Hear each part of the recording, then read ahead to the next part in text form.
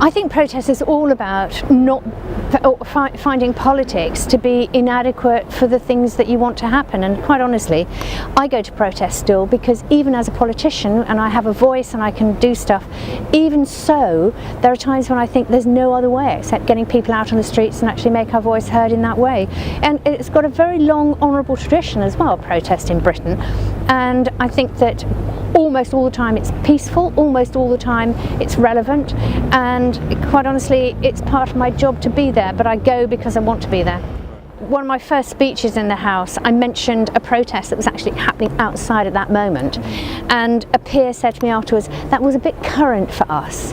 But basically they're not really engaged, and although some of them have been superb politicians or doctors or media people or educators, somehow it's easy when you're in the House of Lords to get a little bit detached from what's going on the streets. I'm hoping as a peer I won't fall into that trap.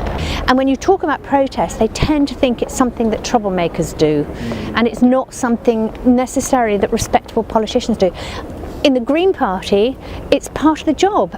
I think that protest, non-violent protest, is about troublemaking, but that's fine. Why should we mind a little bit of trouble? You know, a little bit of difficulty in getting your car through, that's not something I care that much about. I think that giving voiceless people a voice is far more important, and that's basically what protest is. The minute protest is violent, I think we've lost the argument.